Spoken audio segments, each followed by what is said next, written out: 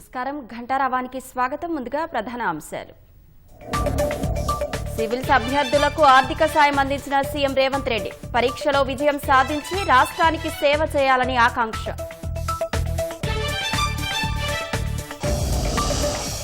హైదరాబాద్ మాదాపూర్లో అక్రమ కట్టడంపై హైడ్రా ఉక్కుపాదం. అయ్యప్ప సొసైటీలో 5 అంతస్తుల భవనం కూల్చివేత.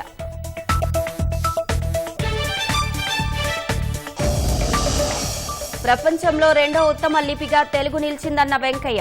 మాతృభాష పరిరక్షణకు అందరూ కృషి చేయాలని పిలుపు.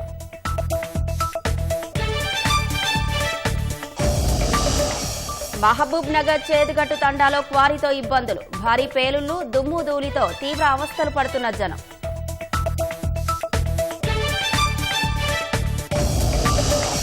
కస్క్ రీజియన్లో రష్యా ఉక్రెయిన్ సైన్యాల మధ్య భీకర పోరు. మాస్కో బెటాలియన్ను మట్టుబెట్టినట్లు జెలెన్స్కీ ప్రకటన.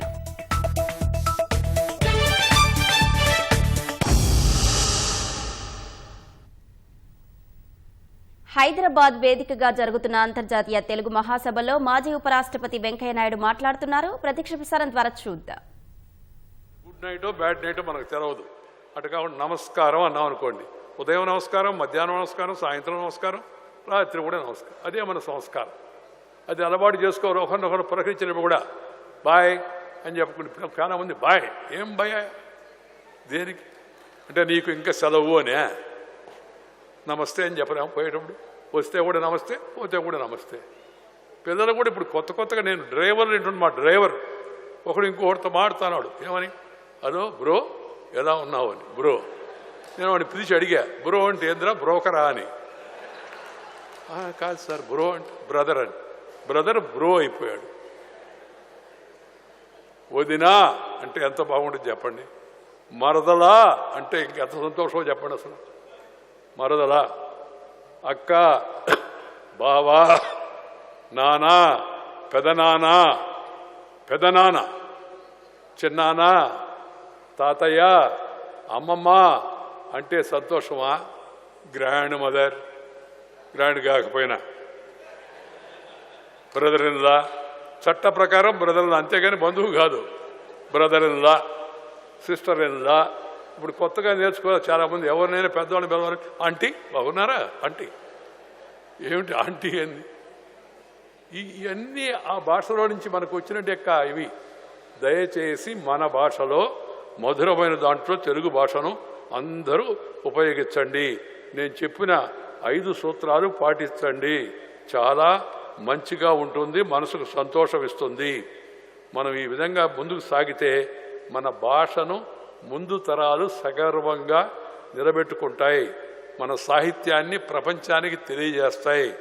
తెలుగువారు తెలుగులో మాట్లాడుకునే రోజులు కాదు, ప్రపంచ వనిక పైన తెలుగువారమంటూ గర్వంగా చాటుకునే రోజు సాకారం కావాలా? దానికి మన అందరం సహకారం అందించాలా? దానికి మంచి ప్రాకారం నిర్మించాలా అని చెప్పని మిమ్మల్ని అందరూ నేను కోరుతూ ఉన్నాను. తెలుగువాడు ఎక్కడ ఉన్నా తెలుగువాడిగా గర్వించాలి. అమెరికాలో చాలామంది పోయారు. నిన్న మొన్న ఒక పేపర్లో నేను ఒక వార్త చూసి చాలా బాధపడ్డాను. తెలుగు వాళ్ళకి తెలివి ఎక్కువ అని అంటే నేను సంతోషపడ్డాను. కానీ అది చూస్తే వార్త అది కాదు. తెలుగు వాళ్ళు అమెరికాలో ఉన్న తెలుగు పిల్లలు ఒక వ్యాపారస్తుడిని తెలుగువాడినే మోసం చేసి $1,00,000 బ్లాక్మెయిల్ చేశారని చెప్పని. ఎక్కడికి పోతున్నాం మనం? ఏమి ఆలోచనది, ఏమి సంస్కృతిది? మనమంతా సర్వే జన సుఖినో భవంతు అని మన పెద్దలు చెప్తారు. సర్వజనులు సుఖంగా ఉండాలా. సర్వే జన సుఖినో భవంతు. వసుదైక కుటుంబకం. ప్రపంచం అంతా ఒక ఫ్యామిలీలో ఒక మెంబర్ ఇంకో మెంబర్ మోసం చేస్తాడా? చేయొచ్చా? అందుకని ఈ స్ఫూర్తితో మనం అందరం పోవాలి. Share and care is the core of Indian philosophy. పెంచుకో ఆస్తిని, పంచుకో. పంచుకుంటే ఉండే సంతోషం చెప్పననివి కాదు. పెంచుకో, తర్వాత ఇతరులతో పంచుకో. పెంచకుండా పంచుకుంటే పంచి మాత్రం మిగులుతుంది. అది గుర్తుపెట్టుకోండి. అందుకని కష్టపడాలి. దాంట్లో సిద్ధాంతం ఏంటంటే కష్టపడాలి. కష్టపడి డబ్బు సంపాదించాలి, కష్టపడి పేరు సంపాదించాలి, కష్టపడి తెలివి సంపాదించాలి, కష్టపడి విజ్ఞానం సంపాదించాలి, కష్టపడి పరిశోధన చేయాలి, కష్టపడి ఉన్నత స్థాయికి ఎదగాలి. ఎదగకపోతే దానికి అర్థం ఉండదు. నేను ఆఖరికి ఒక మాట చెప్పి ముగిస్తాను. నేను చాలా సామాన్యమైన రైతు కుటుంబంలో పుట్టాను. ఒకప్పుడు మా కుటుంబం చాలా సంపత్తో ఉండింది. కానీ మా అమ్మని ఒక గేదె పొడిచింది. ఈ పక్క పొడిస్తే కొమ్ము అవతల పక్క వచ్చేసింది. ఆమె నేను 13 నెలలు అప్పుడు నన్ను దూరంగా వదిలేసింది మా అమ్మ. పడిపోయాను. మా కుటుంబంలో ఎవరు రాజకీయాల్లో లేరు, ఎవరికి రాజకీయ నేపథ్యం లేదు. కానీ కష్టపడ్డం, క్రమశిక్షణ, అంకిత భావం, ఉన్నత స్థాయికి వెళదామనే లక్ష్యం పెట్టుకోబట్టి వరుసగా అంచెలంచెలు స్కూల్ పీపుల్ లీడర్, కాలేజీలో యూనియన్ వైస్ ప్రెసిడెంట్, తర్వాత ప్రెసిడెంట్, యూనివర్సిటీలో students union chairman, youth wing పార్టీకి state president, all India vice president, పార్టీకి state general secretary, all India general secretary, పార్టీకి స్టేట్ ప్రెసిడెంట్, రూలింగ్ పార్టీకి all India president, rural development minister, urban development minister, parliamentary affairs minister, అదేవిధంగా ఇంకా అనేక రకాల శాఖలు వచ్చాయి. ఆ తర్వాత దేశంలో ఉన్నతమైన 2వ ఉపరాష్ట్రపతి పదవి వచ్చింది. కారణం కష్టపడ్డాము, ఆత్మవిశ్వాసం కలిగి ఉండడం. నా ఉదాహరణ మీకు ఎందుకు చెప్తున్నానంటే కొంత మీకు మరింతగా అర్థమయ్యే దానికోసం, అంతేకాదు. కాబట్టి దయచేసి ఈ ఏదో పెద్ద పై స్థానానికి వెళ్ళారని నేను అనుకోవడం లే. వాస్తవంగా చెప్పాలంటే ఈ ఉపరాష్ట్రపతి, రాష్ట్రపతి నన్ను ఎవరు అడిగారు, సార్ మీరు ఉపరాష్ట్రపతి ఎలా ఉన్నారని. నేను ఉపరాష్ట్రపతి కన్నా ఉషాపతిగా సంతోషంగా ఉన్నానని అని చెప్పాను. ఉషా అంటే మా ఆవిడ. సంతోషంగా ఉన్నానని చెప్పి. ఇవి రాజ్యాంగబద్ధమైనవి, హోదా ఎక్కువ ఉంటుంది, కానీ జనంలో తిరిగే అవకాశం ఉండదు. నాకు ఇప్పుడు సంతోషం ఏంటంటే మళ్ళా ఆ ప్రోటోకాల్ వదిలి తిరిగి జనంలోకి వచ్చి నలుగురిని పలకరించుకొని సంతోషంగా అందరితో సమయం గడిపే అవకాశం వచ్చింది అని చెప్పి నేను భావిస్తున్నాను. అందరికి కూడా యువతంతా క్రమశిక్షణతో, జాతీయ భావంతో, ఇతరులతో మంచిగా ఉంటూ కష్టపడి ఉన్నత లక్ష్యాన్ని పెట్టుకొని పైకి రావాల. తెలుగు వాళ్ళందరూ ఎదగాల, భారతదేశం మరింతగా వెదగాలని చెప్పి కోరుతూ ఈ సందర్భంగా మరొకసారి సభా నిర్వాహకులందరికీ అభినందనలు తెలియజేస్తూ మీ దగ్గర సెలవు తీసుకోవడం. నమస్కారం. జై హింద్. హైదరాబాద్ మాధాపూర్ అయ్యప్ప సొసైటీలో 5 అంతస్తుల భవనాన్ని హైడ్రా కూల్చివేస్తోంది. మరింత సమాచారం మా ప్రతినిధి రమ్య ప్రత్యక్ష ప్రసారం ద్వారా అందిస్తారు.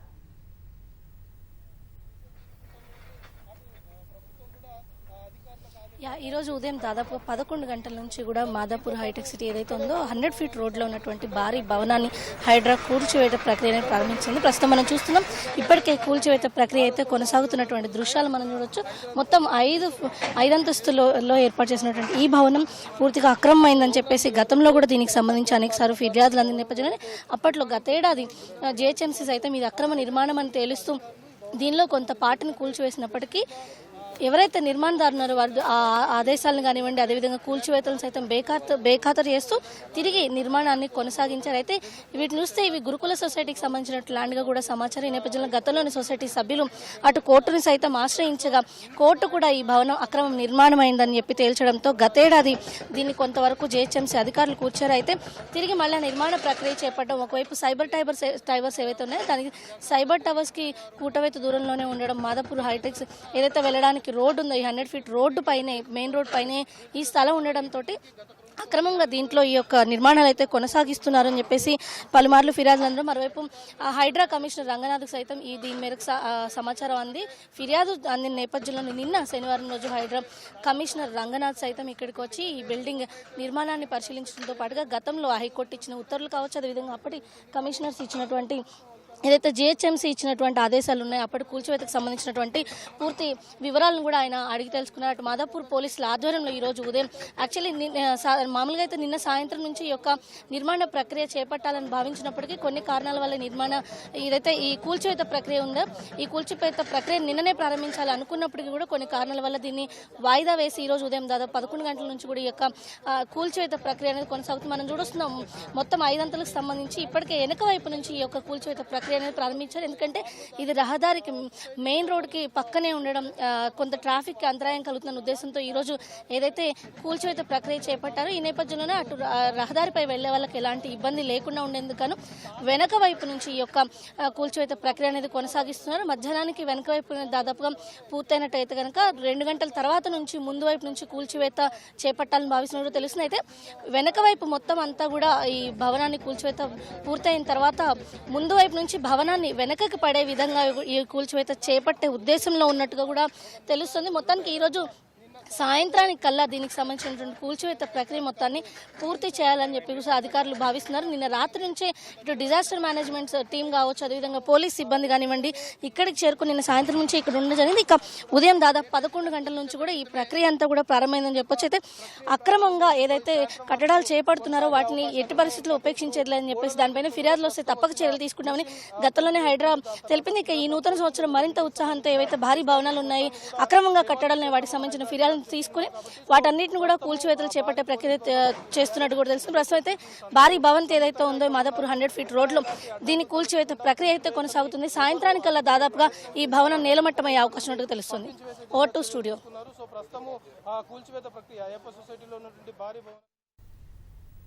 సివిల్స్ కు సన్నద్దమయ్యే అభ్యర్థులకు ప్రోత్సాహకాలు అందించడానికి రాష్ట్ర ప్రభుత్వం ఎప్పుడూ ముందుంటుందని ముఖ్యమంత్రి రేవంత్ రెడ్డి అన్నారు.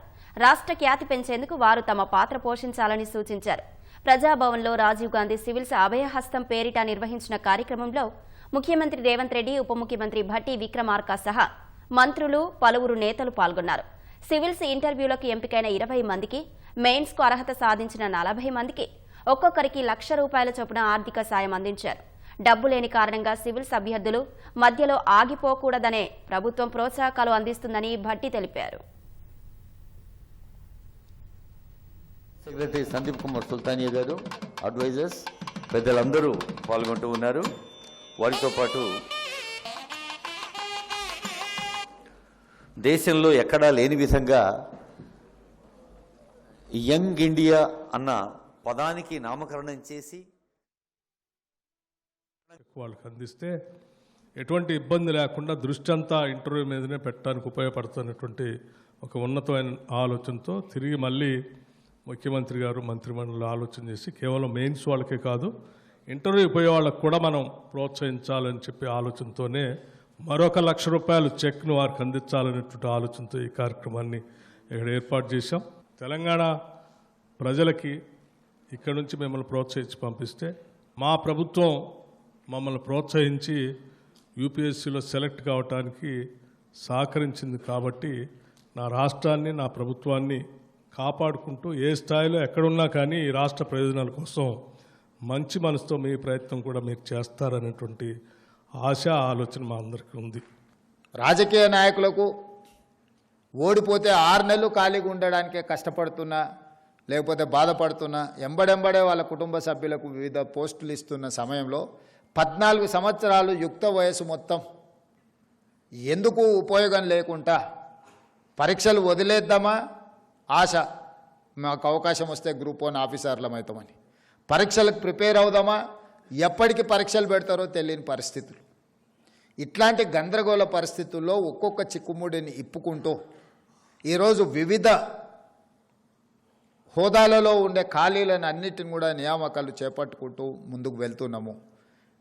ఇట్లాంటి కార్యక్రమాలు తీసుకొని ముందుకెళ్తున్నప్పుడు యువత సహకారం సంపూర్ణంగా ఉండాలి. ఈ ప్రభుత్వం ఆలోచన చేస్తున్నదే మీకోసం, మీ అవకాశాల కోసం. రాజకీయపరమైన అవకాశాలు, రాజకీయపరమైన పరీక్షలు, పోటీలు అన్నీ కూడా ఎప్పటికప్పుడు 5 సంవత్సరాలకు ఒకసారి జరుగుతూనే ఉంటాయి.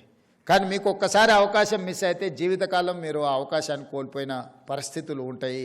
అందుకే తెలంగాణ రాష్ట్ర ప్రభుత్వం ఈనాడు ప్రభుత్వంలో వస్తున్న ఖాళీలను అన్నిటిని కూడా క్రమపద్ధతి తప్పకుండా క్యాలెండర్ డేట్స్ ప్రకారం నోటిఫికేషన్స్ ఇచ్చి నియామకాలు చేపట్టడానికి అన్ని రకాల సహకారాలు, అన్ని రకాల నిర్ణయాలను తీసుకొని ముందుకు వెళ్తున్నాము. ఈరోజు మళ్ళొకసారి ఈ సివిల్స్లో ఇంటర్వ్యూలకు సెలెక్ట్ అయిన వాళ్లకు నా అభినందనలే కాదు, మిమ్మల్ని అన్ని రకాలుగా ప్రోత్సహించడానికి ఈ రాష్ట్ర ప్రభుత్వం మీది, మీకెప్పుడు అండగా నిలబడుతుంది. మా అందరి ఆకాంక్ష ఒక్కటే, ఈ మొత్తానికి మొత్తం మీరు ఎన్నికవ్వాలి. ఈ ఎన్నిక అవ్వడానికి అవసరమైన సంపూర్ణ సహకారాన్ని మన ప్రభుత్వం మీకు అందిస్తుంది. ఈ అవకాశాన్ని అందిపుచ్చుకోండి. తెలంగాణ సమాజంలో ఇంకా మన పిల్లలు సివిల్స్కు ప్రిపేర్ అవ్వాలి. మీకు అవసరమైన అన్ని రకాల కోచింగ్ సెంటర్లు ఈ లెవెల్లో కానీ ఢిల్లీ లెవెల్లో కానీ ఎలాంటి సహకారం కావాలన్నా మన రాష్ట్ర ప్రభుత్వం మిమ్మల్ని ప్రోత్సహించడానికి సిద్ధంగా ఉన్నది. ఈ అవకాశాన్ని అందిపుచ్చుకొని విజయం వైపు విజయం సాధించాలని, లక్ష్య సాధనలో మీరు ముందు భాగాన ఉండాలి అని, రేపటి భవిష్యత్తులో ఈ దేశంలో అత్యధికంగా ఐఏఎస్, ఐపీఎస్, ఐఎఫ్ఎస్లు ఎక్కడ ఏ రాష్ట్రం నుంచి ఎన్నికైతున్నారు, ఏ రాష్ట్రం నుంచి ఎంపిక అవుతున్నారు అంటే అది తెలంగాణ రాష్ట్రం అని గొప్పగా గర్వంగా మనం చెప్పుకునే విధంగా మీరు రాణించాలని కోరుకుంటూ మరొక్కసారి మీకు అందరికీ మనస్ఫూర్తిగా అభినందన తెలియజేస్తూ సెలవు తీసుకుంటున్నాను.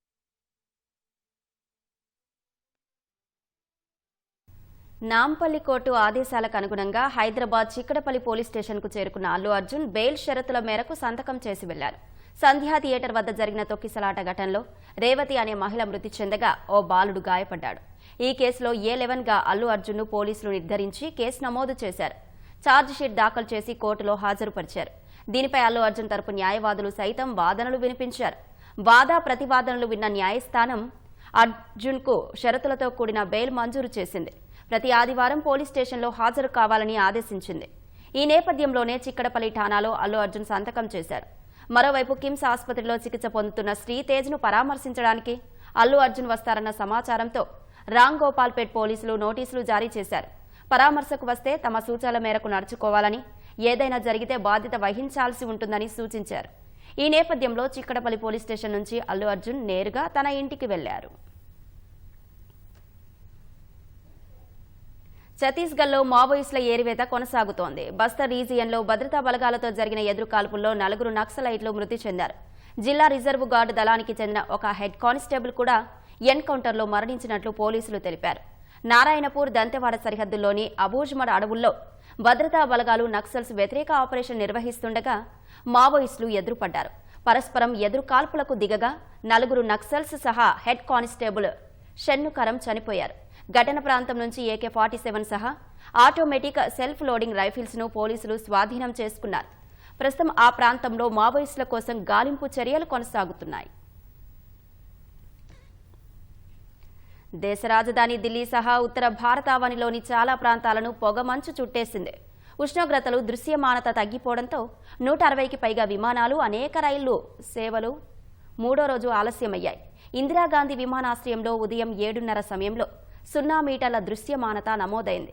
ఫలితంగా CAT-3 నావిగేషన్ వ్యవస్థ లేని అన్ని విమానాల సేవలు నిలిచిపోయాయి.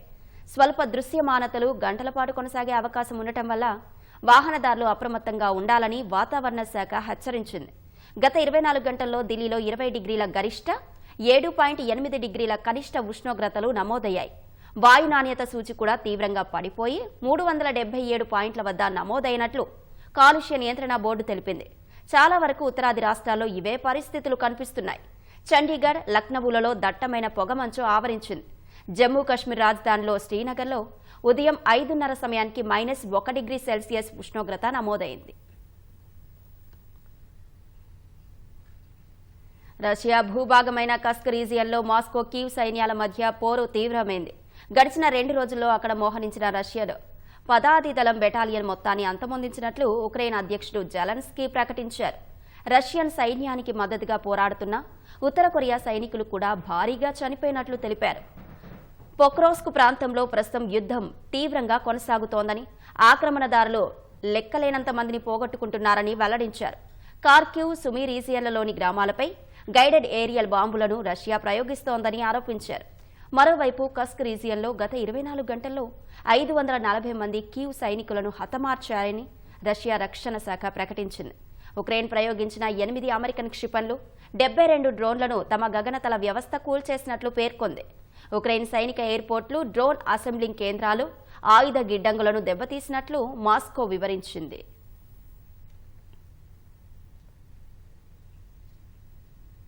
అనుమతి లేకుండా క్వారీలో చేస్తున్న పేలుళ్లతో ప్రజలు తీవ్ర ఇబ్బందులు ఎదుర్కొంటున్నారు. పేలుళ్ల ధాటికి ఇల్లు పగుళ్లు వస్తుండగా కంకర మిల్లుల కారణంగా కాలుష్యం అధికమవుతోంది. దుమ్ము ధూళి పంటలపై పడి ఎదుగుదల లేక దిగుబడులు పడిపోతున్నాయి. ఉమ్మడి మహబూబ్నగర్ జిల్లాలో అనుమతులు లేని పేలుళ్ల వల్ల ఇల్లు, పంటలు, ఆరోగ్యం దెబ్బతింటుందని ప్రజలు ఆందోళన చెందుతున్నారు. మహబూబ్నగర్ జిల్లా మిర్చిల్ మండలం చేదుగట్టు తండాకు సమీపంలోని క్వారీలు, కంకర మిల్లులు ఆ తండావాసులకు శాపంగా మారాయి. తండాకు సమీపంలోని క్వారీల్లో పేలుళ్లు జరిగినప్పుడల్లా స్థానికులు భయాందోళనకు గురికావాల్సి వస్తుంది. రాత్రి వేళల్లో ఎలాంటి అనుమతి, ముందస్తు సమాచారం లేకుండా పేలుళ్లు జరుపుతున్నారని స్థానికులు వాపోతున్నారు. పేలుళ్ల తీవ్రతకు ఇళ్లు పగుళ్లు వస్తుండటం సహా పెద్ద పెద్ద రాళ్లు, పొలాల్లో పంటలు దెబ్బతింటున్నాయని వ్యక్తం చేస్తున్నారు.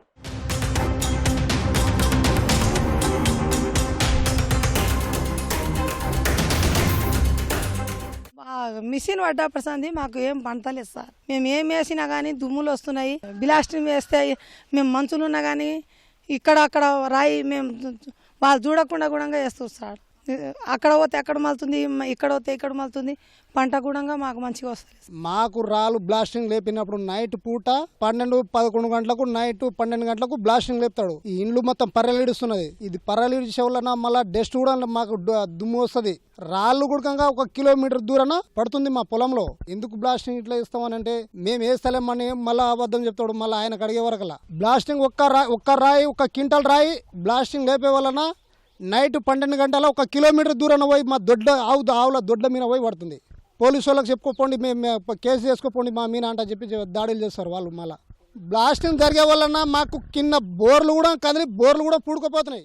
నిబంధనల ప్రకారం పోలీసుల అనుమతి లేనిదే పేలుళ్లు చేపట్టరాదు. జిలిటిన్ స్టిక్స్ వాడకూడదు. పేలుళ్లకు ముందు చుట్టూ పరిసర ప్రాంతాల్లో ఎవరూ ఉండకుండా గ్రామస్తులకు సమాచారం ఇవ్వాలి. రాళ్లు ఎగిరిపడినా నష్టం లేకుండా రక్షణ చర్యలు చేపట్టాలి. కానీ అవేవీ పట్టించుకోకుండా ఇష్టారీతిన పేలుళ్లు చేస్తున్నారని గ్రామస్తులు వాపోతున్నారు.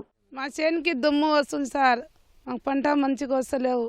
ఇల్లు మొత్తం కదులుతున్నాయి, పర్రెలు వస్తున్నాయి. మేము చేనులో ఉంటే కూడా దుమ్ము వస్తున్నాయి కన్నులా. మేము ఏం చెప్పినా కానీ వాళ్ళు పట్టించుకుంటలేరు. మాకు కంకర వాళ్ళ మిషన్ వాళ్ళకే బోరు బంద్ అయింది, పూడ్చుకుపోయింది అంతా. వాళ్ళు కూడా చూసి చేసుకోవాలి సార్. మేము కూడా పేదలం, మేము ఉన్నోళ్ళం ఏం లేము. ఇట్లా కేసర్ మిషన్ పెట్టారు గుట్టల. ఇట్లా పైరలు అవుతున్నాయి ఇల్లులు. ఇక 15 సంవత్సరాల వాళ్ళు పెట్టి నీళ్లు కూరుస్తున్నాయి. వానల నీళ్లు కూరుస్తున్నాయి. ఇక రోడ్లు కూడా మంచి లేవు మా తండకు. ఇక టిప్పర్లు పోతున్నాయి, గుంతలు పడుతున్నాయి, బండ్లు మొత్తం ఖరాబ్ అవుతుంది. వానాకాలంలో మొత్తం బండ్లు జారుతున్నాయి కింద. డస్ట్ పోగ వస్తుంది. బర్మ వేస్తురు.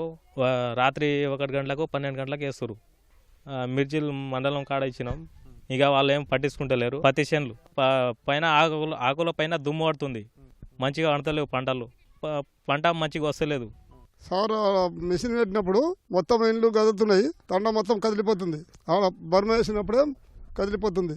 ఆడ బర్మ వేసినప్పుడు ఇండ్లు మొత్తం దమ్మని లేస్తున్నాయి భూములు. ఎవరికి చెప్పలేదు సార్. మొత్తం చుట్టుపక్కల ఊరోళ్ళు దూరం ఉండరు, తండల దగ్గర ఉండరు. వాళ్ళు ఎందుకు అనిపించుకుంటారు? మేము తండకే చాలా ఇబ్బంది అవుతుంది. ఆ బ్లాస్టర్ వేసినప్పటి నుంచి మా తండ్రికి మొత్తం దానికి పౌడర్ అనేది వచ్చి ఇండ్ల మీద ఎఫెక్ట్ అవుతుంది. దానివల్ల ఇంట్లో చిన్నపిల్లలు ఉండగా వాళ్ళకి ఎఫెక్ట్ అయ్యి అది సర్దులు, దగ్గులు వస్తున్నాయి. అది ఎఫెక్ట్ అవ్వడం వల్ల హెల్త్ ప్రాబ్లమ్స్ వస్తున్నాయి. ఈ చేనులలో ఏమైనా వేసిన ప్రాబ్లమే, ఈ రోడ్ల మీద ఎవరైనా తిరగాలన్నా ప్రాబ్లమే ఉంది. అది ఎప్పుడు లేస్తుందో తెలియదు, ఎప్పుడు స్టాప్ అవుతుందో కూడా తెలియదు. ఒక చేదుగట్టు తండా మాత్రమే కాదు, ఉమ్మడి పాలమూరు జిల్లాలోని చాలా క్వారీల్లో ఇదే పరిస్థితి. 2 నెలల క్రితం జోగులాంబ గద్వాల జిల్లాలోని ఓ క్వారీలో పేలుళ్లు జరపగా రాళ్లు మీదపడి కార్మికుడు మృతి చెందాడు. గత ఏడాది నాగర్ కర్నూలు జిల్లా లింగాల వద్ద రోడ్డుపై పడి ఉన్న జిలిటిన్ స్టిక్స్ పేలి బాలుడికి తీవ్ర గాయాలయ్యాయి. ఇలాంటి ఘటనలు నిత్యకృత్యంగా మారినా అధికారులు పట్టించుకోవడం లేదని స్థానికులు వాపోతున్నారు. ఎప్పటికైనా ఇలాంటి ఘటనలు జరగకుండా అధికారులు చర్యలు చేపట్టాలని ప్రజలు కోరుతున్నారు.